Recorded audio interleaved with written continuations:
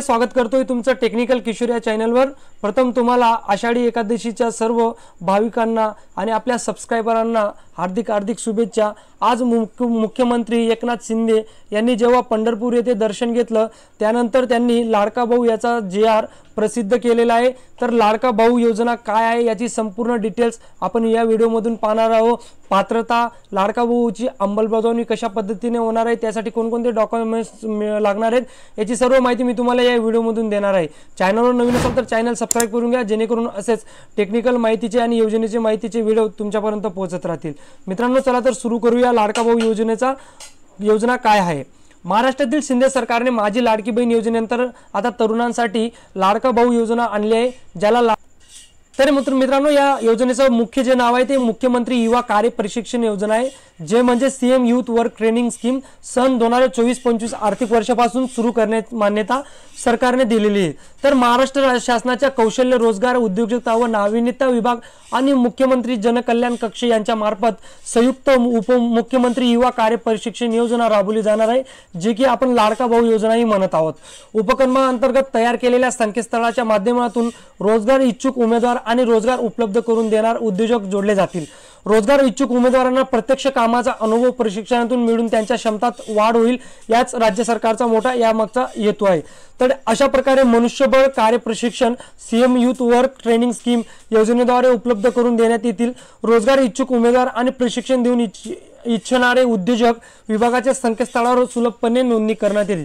आता बेसिकली ज्यांना रोजगार हवा असणार आहे, जे ग्रॅज्युएट होतात, जे 12वी पास होतात, जे ITI पास होतात, त्यानंतर त्यांना जॉब हवा असतो। बेसिकली या पोर्टलवर काय येईल, ज्यांना नोकरी किंवा ज्यांना वॅकन्सी येतील, ज्या कंपन्यांना आपल्या कंपनीमध्ये वॅकन्सी द्यायच्या असतील, असेही या जॉब पोर्टलवर त्यांचीही नोंदणी केलेली असेल आणि ज्यांना जॉब पाहिजे असेल त्याही या पोर्टलवर आपली नोंदणी करू शकतात।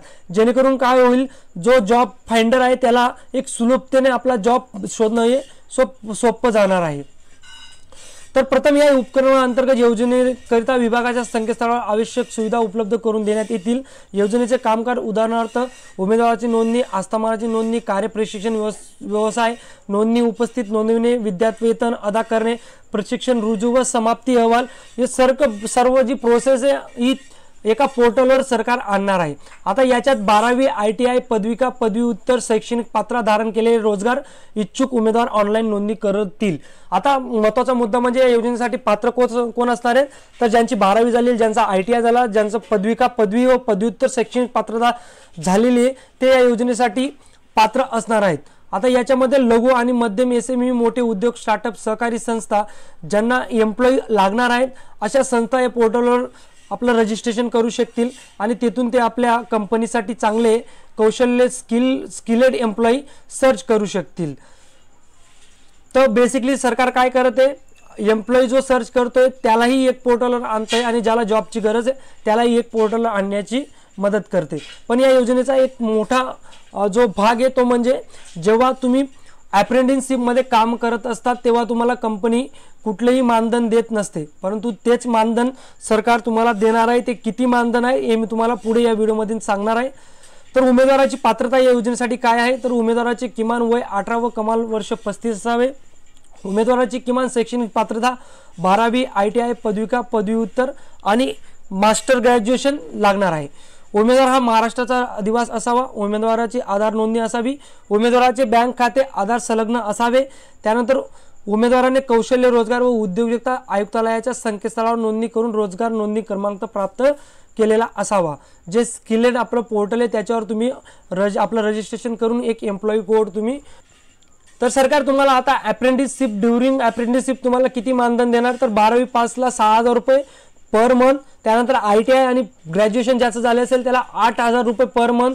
त्यानंतर ज्याचं मास्टर झालेलं आहे त्यांना त्यासाठी 10,000 रुपये पर मंथ असं मानधन सरकार तुम्हाला अप्रेंटिसशिप जेव्हा तुम्ही कराल तेव्हा तुमच्या बँक अकाउंटवर DBTच्या माध्यमातून टाकणार आहे।